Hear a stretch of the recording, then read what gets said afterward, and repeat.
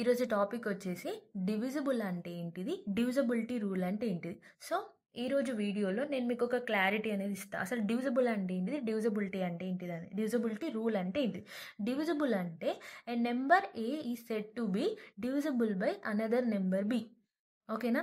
అంటే ఏంటిదంటే ఒక నెంబరు అది ఇంకో నెంబర్తోని డివిజిబుల్ అవుతుంది అని మనం చెప్తాం. డివిజిబిలిటీ రూల్ అంటే ఏంటిదంటే, ఇప్పుడు సపోజ్గా మనకు ఒక పెద్ద నెంబర్ ఇచ్చిరు, 4 డిజిట్స్ నెంబరు 5 డిజిట్ నెంబరు ఇచ్చి అది 13తోని డివిజిబుల్ అవుతుందా అని అడుగుతారు. సో ఇక్కడ మనకు ఇదనేది ఒక షార్ట్ కట్ లాగా అన్నట్టు. నార్మల్ వేలో మీరు ఫుల్ డివిజన్ చేసారనుకోండి, మీకు చాలా టైం పడుతుంది. సో అంత టైం పడుతుంది అనేసి ఈ డివిజిబిలిటీ రూల్ 13 రూల్ అనేది మీకు తెలిసింది అనుకోండి, మీరు ఫాస్ట్గా ఆన్సర్ అనేది ఫైండ్ అవుట్ చేయొచ్చు. ఓకేనా? డివిజిబిలిటీ రూల్ అంటే ఏంటంటే పెద్ద నెంబర్స్ని మనం డివిజన్ చేయాలంటే చాలా టైం పడుతుంది కాబట్టి ఇది అనేది షార్ట్ కట్. ఈ షార్ట్ కట్లో మీరు ఆన్సర్ని ఈజీగా ఫైండ్ చేస్తారు. డివిజిబుల్ అంటే ఏంటిదంటే, ఇప్పుడు ఫర్ ఎగ్జాంపుల్గా ఇప్పుడు 2 ఉంది. 2 అనేది దేనితోని డివిజిబుల్ అవుతుంది అని అడుగుతున్నాను. 2 అనేది 1 టేబుల్తోని డివిజిబుల్ అవుతుంది, 2తోని డివిజిబుల్ అవుతుంది. 2 అనేది 3తోని డివిజిబుల్ అవ్వదు. ఎందుకంటే 2 అనేది 1 టేబుల్లో వస్తుంది, 2 టేబుల్లో వస్తుంది, కానీ 3 టేబుల్లో రాదు. ఓకేనా? ఇలా నేను ఒక 3 to 4 ఎగ్జాంపుల్స్ ఇస్తాను. సో మీకు డివిజిబుల్ అంటే ఏంటిది ఒక క్లారిటీ వస్తుంది. ఫర్ ఎగ్జాంపుల్గా నేను 24 చెప్తున్నా. ఈ 24 అనేది ఏ టేబుల్స్లలో డివిజిబుల్ అవుతుంది అంటే, 24 అనేది 2 టేబుల్లో డివిజిబుల్ అవుతుంది. ఓకేనా? 2 12s are 24. ఓకేనా? 2 12s are 24. 24 అనేది 3 టేబుల్లో డివిజిబుల్ అవుతుంది. 3 టేబుల్లో డివిజిబుల్ అవుతుందని నాకు ఎలా తెలుసు? ఎందుకంటే 3 టేబుల్లో 24 వస్తుంది కాబట్టి 3 టేబుల్లో డివిజిబుల్ అవుతుంది. 4 టేబుల్లో డివిజిబుల్ అవుతుంది, 4 టేబుల్లో వస్తుంది. ఓకేనా? 5 టేబుల్లో రాదు, ఎందుకంటే 5 అనేది డివిజిబుల్ అవ్వదు. 6 టేబుల్లో డివిజిబుల్ అవుతుందా? 6 4s are 24. ఓకేనా? ఈ 24 అనేది 12 టేబుల్లో డివిజిబుల్ అవుతుంది. ఓకేనా? 2 టేబుల్లో డివిజిబుల్ అవుతుంది. 2 టేబుల్లో డివిజిబుల్ అవుతుంది. 2 12s are 24. నెక్స్ట్ 3 టేబుల్లో డివిజిబుల్ అవుతుంది. 3 8s are 24. ఓకేనా? నెక్స్ట్ 4 టేబుల్లో కూడా డివిజిబుల్ అవుతుంది. 5 టేబుల్లో డివిజిబుల్ అవ్వదు. 6 టేబుల్లో డివిజిబుల్ అవుతుంది. 7 టేబుల్లో డివిజిబుల్ అవ్వదు. ఈ 8 టేబుల్లో డివిజిబుల్ అవ్వదు. ఓకేనా? సో మీకు అర్థమైంది అనుకుంటున్నాను. సో 24 అనేది ఏ టేబుల్లో వస్తే ఆ టేబుల్లో డివిజిబుల్ అవుతుంది, రాకపోతే డివిజిబుల్ అవ్వదు. ఫర్ ఎగ్జాంపుల్ నెక్స్ట్ వచ్చేసి 16 తీసుకుంటున్నా.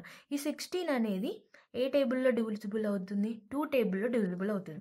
ఎందుకంటే 2 8s are 16. 3 టేబుల్లో డివిజిబుల్ అవ్వదు. 3 టేబుల్లో 16 వస్తుందా? 3 టేబుల్లో రాదు. 4 టేబుల్లో డివిజిబుల్ అవుతుంది. నెక్స్ట్ 5 టేబుల్లో డివిజిబుల్ అవ్వదు. 6 టేబుల్లో అవ్వదు. 6 టేబుల్లో డివిజిబుల్ అవ్వదు. 7 టేబుల్లో అవ్వదు. 8 టేబుల్లో అవ్వదు. ఓకేనా? సో ఏం లేదు, డివిజిబుల్ అంటే 16 అనేది ఆ టేబుల్లో వస్తుందా లేదా అనేది చెకింగ్ చేసుకుంటే అయిపోతుంది. ఇప్పుడు నెక్స్ట్ ఇంకొక ఎగ్జాంపుల్ 25. 25 అనేది ఈజీ నెంబర్ కాబట్టి చెప్తున్నాను. 25 అనేది 1 టేబుల్లో డివిజిబుల్, ప్రతి ఒక్కటి 1 టేబుల్లో డివిజిబుల్ అవుతుంది. 116 16, 125 25, 1 టేబుల్లో డివిజిబుల్ అవుతుంది. 25 అనేది 2 టేబుల్లో డివిజిబుల్ అవ్వదు. 2 టేబుల్లో రాదు 25. 3 టేబుల్లో వస్తుందా? 3 టేబుల్లో డివిజిబుల్ అవ్వదు. 4 టేబుల్లో డివిజిబుల్ అవ్వదు. 5 టేబుల్లో డివిజిబుల్ అవుతుంది. ఓకేనా? 5 టేబుల్లో వస్తుంది కాబట్టి డివిజిబుల్ అవుతుంది. నెక్స్ట్ ఇంకొకటి ఏంటంటే, మీరు ఆ నెంబర్తోని చేసినప్పుడు రిమైండర్ అనేది 0 రావాలి. ఇలా కూడా చెక్ చేసుకోండి. ఓకేనా?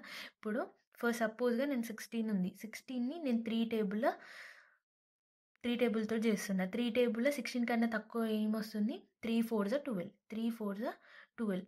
16 - 12 ఎంత వస్తుంది? మనకు 4 వస్తుంది. సో రిమైండర్ అనేది 0 రాలేదు కాబట్టి 16 అనేది డివిజిబుల్ కాదు. మీరు ఇలా కూడా చెక్ చేసుకోవచ్చు. 16 అనేది 3తో డివిజిబుల్ అవుతుందా, 4తో డివిజిబుల్ అవుతుందా అని.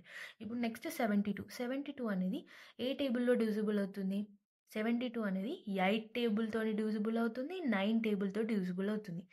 6 టేబుల్లో డివిజిబుల్ అవ్వదు. 72 అనేది 12 టేబుల్లో డివిజిబుల్ అవుతుంది. 12 6s are 72 వస్తుంది. 6 టేబుల్లో కూడా డివిజిబుల్ అవుతుంది. సో మీరు ఇలా చెక్ చేసుకోవాలి. 72 6. ఇప్పుడు 6 10s are 60 వచ్చింది. ఓకేనా? నెక్స్ట్ ఇంకెన్ని మిగులుతాయి? 12 మిగులుతాయి. 6 టేబుల్లో 12 ఎప్పుడు వస్తుంది? 6 2s are 12. ఓకేనా? ఇలా చెకింగ్ చేసుకోవాలి. ఇన్ కేస్ మీకు ఎప్పుడైనా డౌట్ ఉంటే ఇలా డివైడ్ చేసినా కూడా మీకు ఆన్సర్ వస్తుంది. రిమైండర్ అనేది 0 వచ్చిందంటే 72 అనేది 6 టేబుల్తో డివిజిబుల్ అవుతుంది. ఓకేనా? డివిజిబుల్ అంటే మీకు క్లారిటీ వచ్చింది అనేసి అనుకుంటున్నాను. నెక్స్ట్ ఇప్పుడు డివిజిబిలిటీ రూల్. డివిజిబిలిటీ రూల్ అంటే ఏంటిదంటే మనకు ఇందులో 1 to 20 ఉంటాయి డివిజిబిలిటీ రూల్స్. 1 to 19 మ్యాక్సిమం అయితే అందరికీ 1 to 19 తెలుసు. వన్ డివిజిబిలిటీ రూల్ నేర్చుకోవాల్సిన అవసరం ఏం లేదు. 2 డివిజిబిలిటీ రూల్ ఏంటిదంటే మనకు 0 అన్న రావాలి, లేకపోతే ఈవెన్ నెంబర్ అన్న రావాలి. ఫర్ ఎగ్జాంపుల్గా నేను 2, 4, 6 తీసుకుంటున్నా. ఇది ఒక ఎగ్జాంపుల్. అంటే లాస్ట్ నెంబర్ అనేది 0 అన్న రావాలి, లేకపోతే ఈవెన్ నెంబర్ అన్న ఉండాలి. అప్పుడు 2తోని డివిజిబుల్ అవుతుంది. సో ఇది 2తోని డివిజిబుల్ అవుతుంది. 3 డివిజిబిలిటీ రూల్ వచ్చి ఏంటిది, సమ్ ఆఫ్ డిజిట్స్ని చేసినప్పుడు ఆ నెంబర్ వస్తుంది కదా ఏదో ఒకటి, దాన్ని మనం 3తో డివైడ్ చేయాలి. 3తో డివైడ్ చేస్తే మనకు రిమైండర్ అనేది 0 రావాలి. ఓకేనా? నేను ఇక్కడ రాశాను చూడండి. డివిజిబిలిటీ రూల్ది 2ది divisibility rule. Last digit 0 or even number. ఓకేనా? 3ది డివిజిబిలిటీ రూల్ వచ్చేసి సమ్ ఆఫ్ డిజిట్స్ చేసినప్పుడు ఒక నెంబర్ వస్తుంది కదా, దాన్ని మనం 3తోని డివైడ్ చేయాలి. డివైడ్ చేసినప్పుడు రిమైండర్ అనేది 0 వస్తే మనకు అప్పుడు అది 3 డివిజిబిలిటీ అని తెలుస్తుంది. ఓకేనా? నేను ఫర్ ఎగ్జాంపుల్గా ఒకటి తీసుకుంటున్నా. 3 + 4 + 6 + 9 ఉంది. ఇవన్నిటిని మనం సమ్ చేయాలి. సమ్ అంటే ఏంటిది, 3 + 4 + 6 + 9 యాడ్ చేయండి. యాడ్ చేస్తే మనకి ఎంత వస్తుంది, 22 వస్తుంది. వచ్చిన ఈ 22ని 3తోని డివైడ్ చేయండి. 3 1s 3 టేబుల్లో 22 వస్తుందా? రాదు. ఓకేనా? 3 టేబుల్లో రాదు కాబట్టి 3, 4, 6, 9 అనేది 3తోని డివిజిబుల్ అవ్వదు. ఒకవేళ మనకి ఎగ్జాక్ట్గా డివిజిబుల్ అయిందనుకోండి. ఫర్ ఎగ్జాంపుల్ నేను ఇంకొకటి చెప్తున్నాను. 3 + 3 + 6 + 9 ఇది ఎంత వస్తుంది, 21 వస్తుంది. ఈ 21ని 3తో డివైడ్, 3 1s 3 7s. సో ఎగ్జాక్ట్గా అయింది కాబట్టి 3, 3, 6, 9 అనేది 3తోని డివిజిబుల్ అవుతుంది. ఓకేనా? Next 4 divisibility rule. 4 divisibility rule అంటే ఏంటిది, రూల్ ఏంటిదంటే లాస్ట్ 2 డిజిట్స్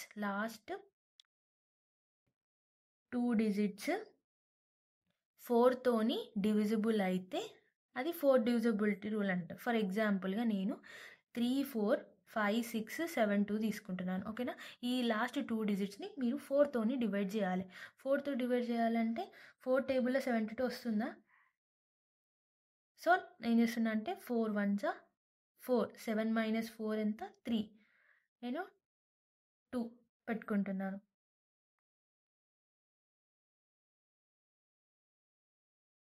4 8s 32.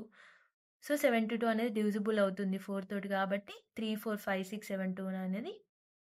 సో ఇలా మనం డివిజిబిలిటీ రూల్స్ అనేవి చెకింగ్ చేస్తాం.